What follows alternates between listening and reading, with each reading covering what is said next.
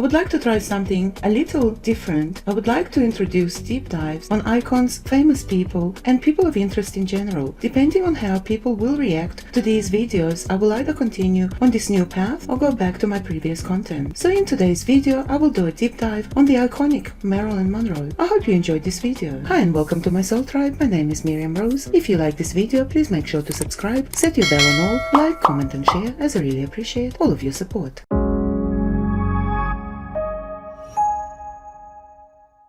Marilyn Monroe, born as Norma Jean Mortensen on June 1st, 1926 and passed on August 4th, 1962, was an American actress, model, as well as a singer. She was famous for playing comic characters as a blonde bombshell. She became one of the most popular sex symbols of the 1950s and early 60s, as well as an emblem of the era's revolution. She was a top-billed actress for a decade, and her films grossed $200 million, which in today's day, which is equivalent to $2 billion in today's economy, by the time of her passing in 1962. Long after her passing, Marilyn Monroe remains a major icon of pop culture. In 1999, the American Film Institute ranked her 6th on their list of the greatest female screen legends from the golden age of Hollywood. Multiple film critics and media outlets have cited Monroe as one of the best actors never to have received an Academy Award nomination. Born and raised in Los Angeles, Monroe spent most of her childhood in 12 foster homes and an orphanage as well. She married very early, at the age of 16. She was working in a factory during World War II when she met a photographer from the film motion picture unit and began a successful pin-up modeling career, which led to short-lived film contracts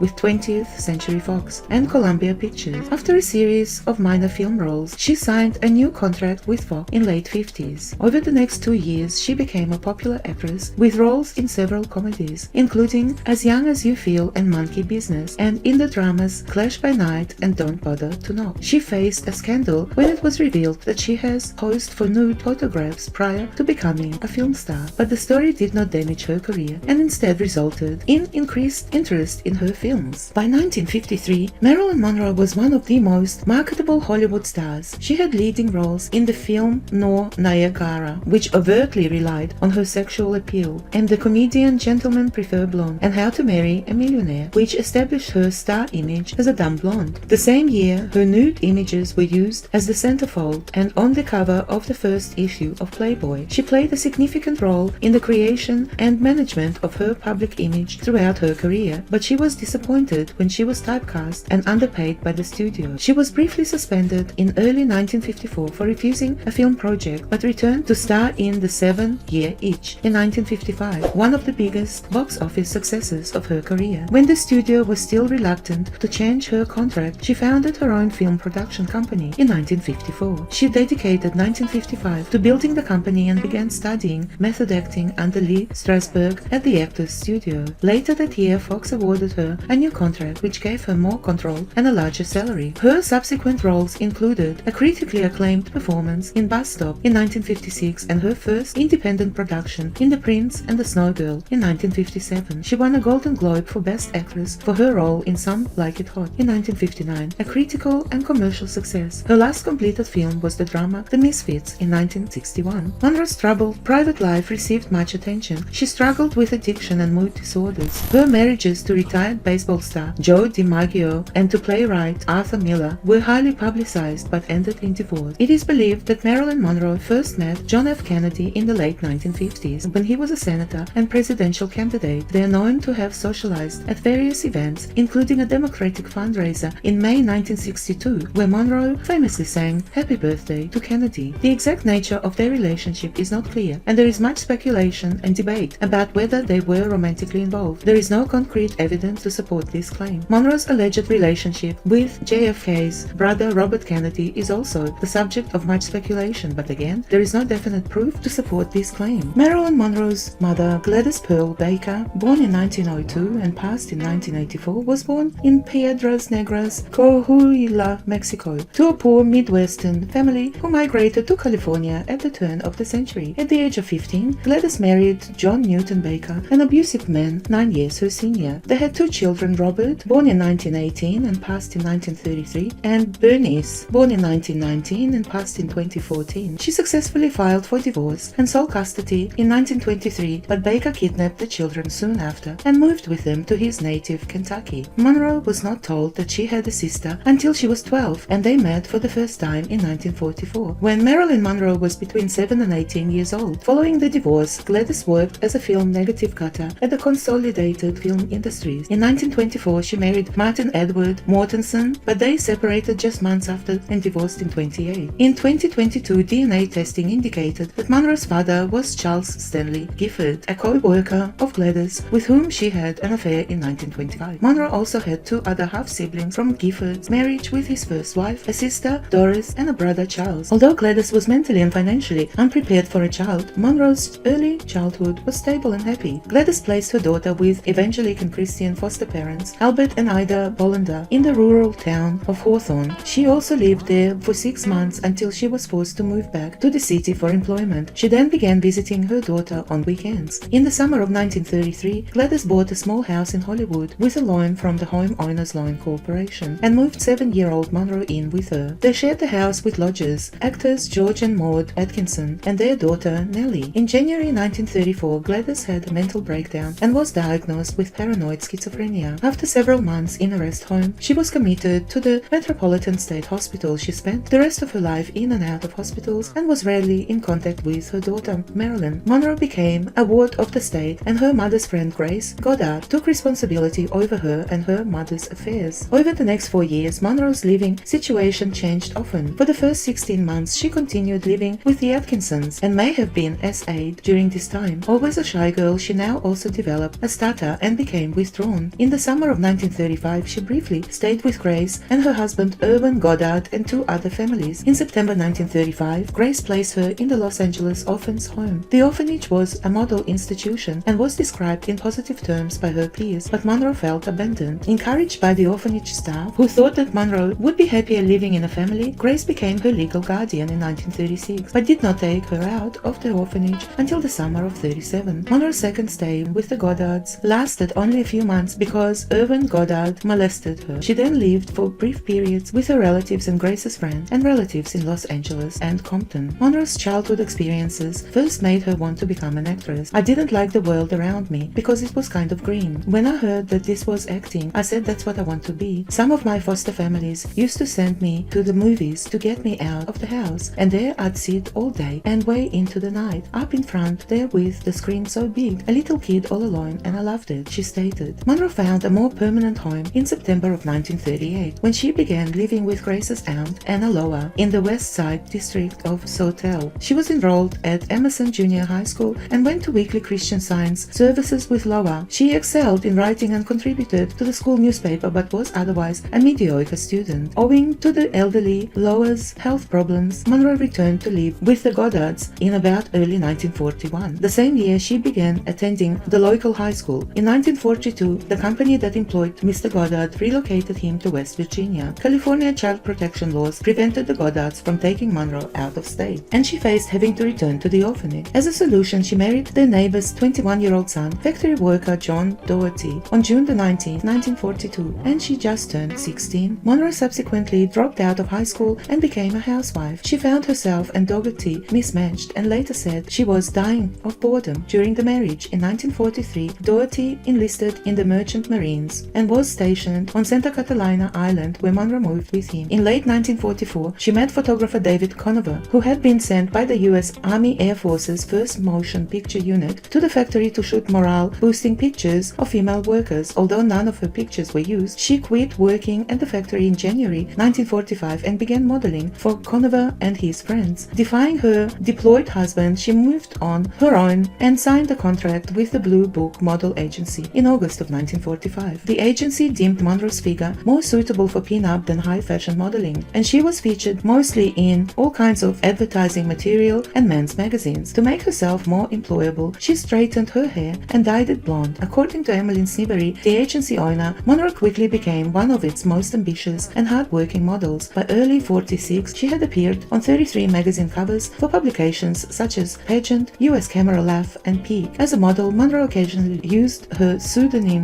name Jean Norman. Through Snively, Monroe signed a contract with an acting agency in June 1946. After an unsuccessful interview at Paramount Pictures, she was given a screen test by Ben Lyon, a 20th Century Fox executive. Head executive of 20th Century Fox was unenthusiastic about it, but he gave her a standard 6-month contract to avoid her being signed by rival studio RKO Pictures. Monroe's contract began in August 1946, and she and Lyon selected the stage name Marilyn Monroe. The first name was picked by Lyon, who was reminded of Broadway star Marilyn Miller. The surname was Monroe's mother's maiden name. In September 1946, she divorced her husband, who opposed her career. Monroe spent her first 6 months at Fox learning acting, singing and dancing, and observing the filmmaking process. Her contract was renewed in February 1947, and she was given her first film roles, bit parts in Dangerous Years 1947 and Scooter Who, Scooter Hey in 1948. The studio also enrolled her in the Actors Laboratory Theatre and Acting School, teaching the techniques of the group theatre. She later stated that it was my first taste of what real acting in a real drama could be, and I was hooked. Despite her enthusiasm, her teachers thought her too shy and insecure to have a future in acting, and Fox did not renew the contract in August 47. She returned to modeling while also doing occasional odd jobs at film studios, such as working as a dancing pacer behind the scenes to keep the leads on point at a musical set. Monroe was determined to make it as an actress and continued studying at the Actors Lab. She had a small role in the play Glamour Preferred at the Bliss Hayden Theatre, but it ended after a couple of performances. To network, she frequented producers' offices, befriended gossip columnist Sidney Skolsky, and entertained influential male guests at studio functions, a practice she had begun at Fox. She also became a friend and occasional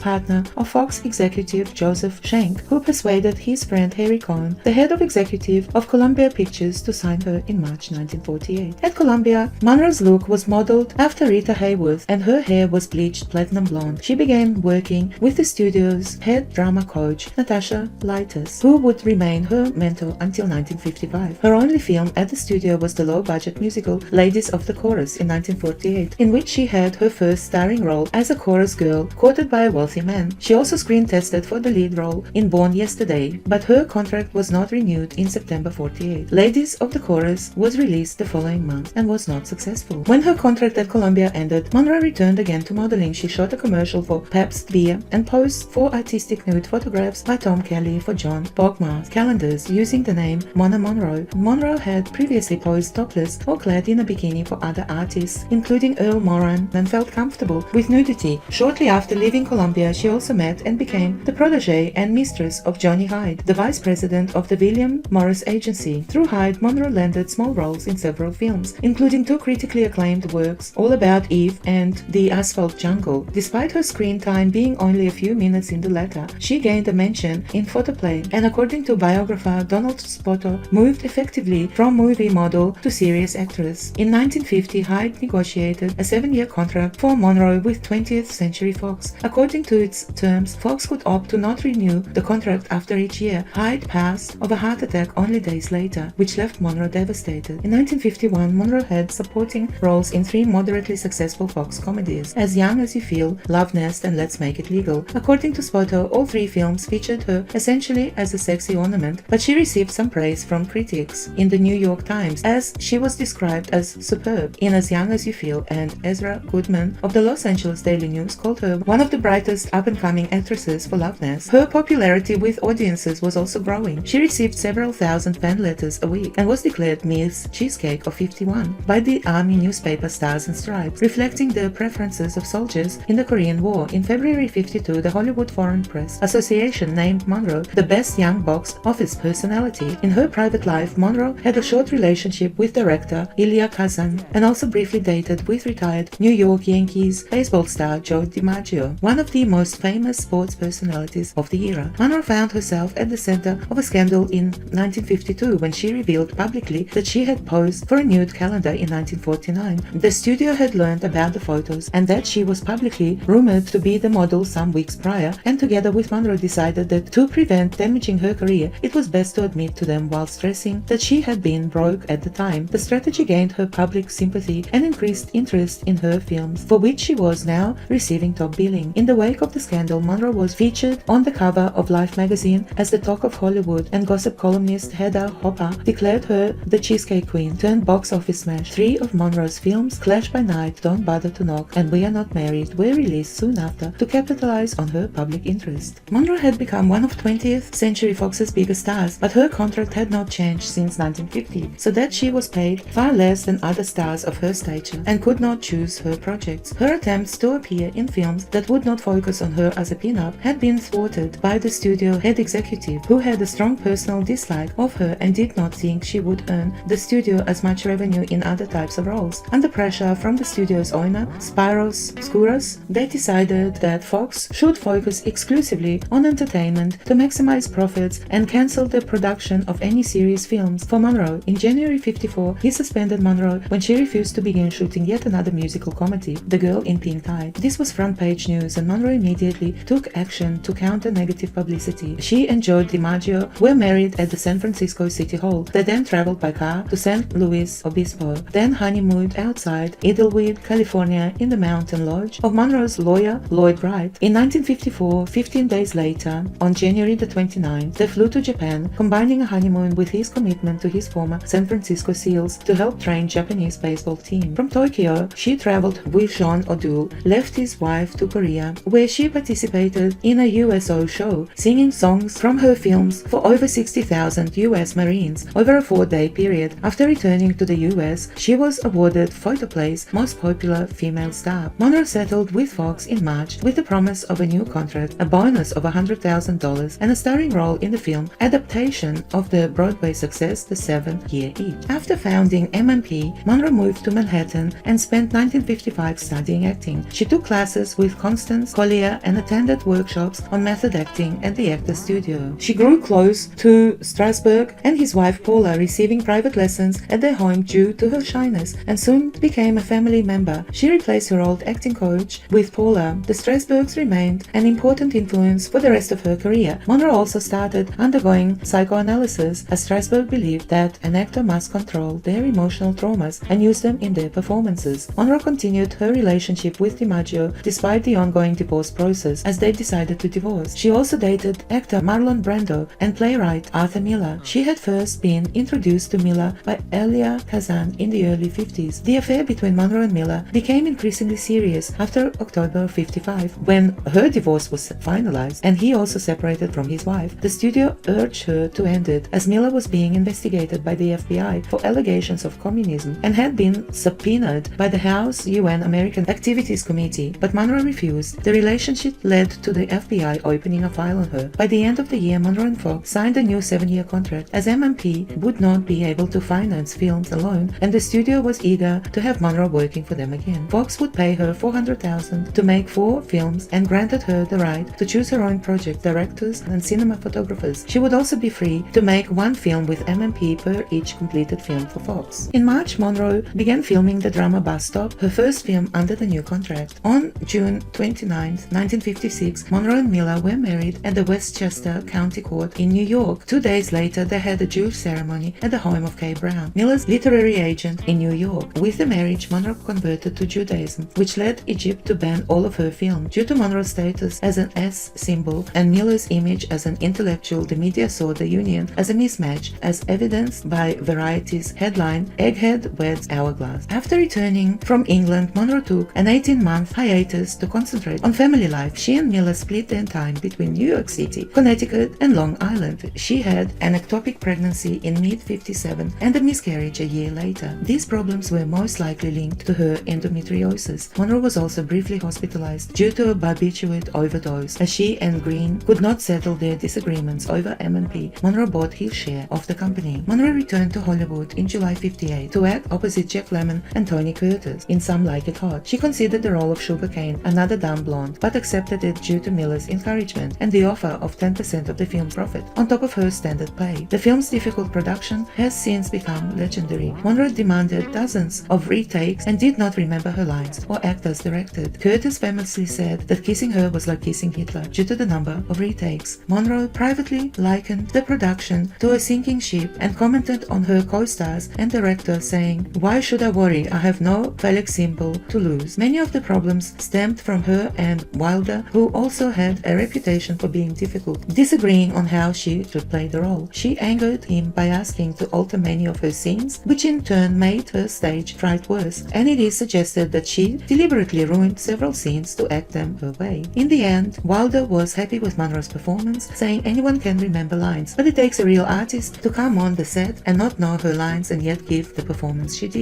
Some Like It Hot was a critical and commercial success when it was released in 1959. Monroe's performance earned her a Golden Globe for Best Actress and promoted Variety to call her a comedian with that combination of axe appeal and timing that just can't be beat. It has been voted one of the best films ever made in polls by BBC, the American Film Institute, and Sight and Sound. After Some Like It Hot, Monroe took another hiatus until late 1959. The last film Monroe completed was John Huston's The Misfit. In the meantime, her health was also failing. She was in pain from gallstones, and her drug addiction was so severe that her makeup usually had to be applied while she was still asleep, under the influence of barbiturate. In August, filming was halted for her to spend a week in a hospital detox. Monroe and Miller separated after filming wrapped, and she obtained a Mexican divorce in January 1961. The Misfits was released the following month, failing at the box office. Instead of working, Monroe spent the first 6 months of 1961 preoccupied by health problems. She underwent a cholecystectomy and surgery for her endometriosis and spent 4 weeks hospitalized for depression. She was helped by DiMaggio, with whom she rekindled a friendship and dated his friend Frank Sinatra for several months. Monroe also moved permanently back to California in 61, purchasing a Los Angeles home. In 62, Monroe returned to the public eye and received a World Film Favorite Golden Globe Award and began to shoot a film for Fox. However, Monroe was too sick to work for most of the next 6 weeks, but despite confirmations by multiple doctors, the studio pressured her by alleging publicly that she was faking it. On May the 19th, she took a break to sing Happy Birthday, Mr. President on stage at President John F. Kennedy's early birthday celebration at Madison Square Garden in New York. She drew attention with her costume, a beige, skin-tight dress covered in rhinestones, which made her appear nude. Monroe's trip to New York caused even more irritation to Fox executives, who had wanted her to cancel it. Monroe next filmed a scene for Something's Got to Give, in which she swam naked in a swimming pool. To generate advance publicity, the press was invited to take photos. These were later published in Life. This was the first time that a major star had posed nude at the height of their career. When she was again on sick leave for several days, Fox decided that it could not afford to have another film running behind schedule when it was already struggling with the rising costs of Cleopatra in 1963. On June 7, Fox fired Monroe and sued her for $750,000 in damages. She was replaced by Lee Remick, but after Martin refused to make the film with anyone other than Monroe, Fox sued him as well and shut down the production. The studio blamed Monroe for the film's demise and began spreading negative publicity about her, even alleging that she was mentally disturbed. To repair her public image, Monroe engaged in several publicity ventures, including interviews for Life and Cosmopolitan, and her first photo shoot for Vogue. For Vogue, she and photographer Bert Stern collaborated for 2 series of photographs, one a standard fashion editorial and another of her posing nude, which were published with the title The Last Sitting. During her final months, Monroe lived in Los Angeles. Her housekeeper, Eunice Murray, was staying overnight at the house on the evening of August 4, 1962. Murray woke at 3 a.m. on August 5th and sensed that something was wrong. She saw light from under Monroe's bedroom door, but was unable to get a response and found the door locked. Murray then called Monroe's psychiatrist, who arrived at the house shortly after and broke into the bedroom through a window to find Monroe passed in her bed. Monroe's physician, Hyman Engelberg, arrived at around 3:50 a.m. and pronounced her dead at 4:25 a.m. The Los Angeles Police Department was notified. Monroe passed between 8:30 p.m. and 10:30 p.m. August 4th. The toxicology report showed that the cause of death was acute barbiturate poisoning. She had 8 mg chloral hydrate and 4.5 mg of pentobarbital in her blood and 13 mg of pentobarbital in her liver. Empty medicine bottles were found next to her bed. The possibility that Monroe had accidentally overdosed was ruled out because the dosage found in her body was several times the lethal limit. The Los Angeles County Coroner's Office was assigned in their investigation by the Los Angeles Suicide Prevention Team, who had expert knowledge on suicide. Monroe's doctors stated that she had been prone to severe fears and frequent depression, with abrupt and unpredictable mood changes, and had overdosed several times in the past, possibly intentionally. Due to these facts and the lack of any indication of foul play, Deputy Coroner Thomas Noguchi classified her passing as a probable suicide. Monroe's sudden passing passing was front-page news in the United States and Europe. It said that the suicide rate in Los Angeles doubled the month after her passing. The circulation rate of most newspapers expanded that month, and the Chicago Tribune reported they had received hundreds of phone calls from members of the public requesting information about her passing. Her funeral, held at the Westwood Village Memorial Park Cemetery on August the 8th, was private and attended only by her closest associates. The service was arranged Joe DiMaggio, Monroe's half-sister Bernice Baker Miracle, and Monroe's business manager Inez Melson. Hundreds of spectators crowded the streets around the cemetery. Monroe was later interred at crypt number 24 at the Corridor of Memories. In the following decades, several conspiracy theories, including murder and accidental overdose, have been introduced to contradict suicide as the cause of Monroe's death. The speculation that Monroe had been unalived first gained mainstream attention with the publication of Norman Mailer's Marilyn, a biography in 1973, and in the following years became widespread enough for the Los Angeles County District Attorney John Van de Kamp to conduct a threshold investigation in 1982 to see whether a criminal investigation should be opened. No evidence of foul play was found. I really do hope that you enjoyed this deep dive. I hope you stayed all the way till the end. If you would like to expand your consciousness, then please visit my second channel called Miriam Rose 2. I love each and every one of you with absolute gratitude. Till next time, cosmic kisses. Bye for now.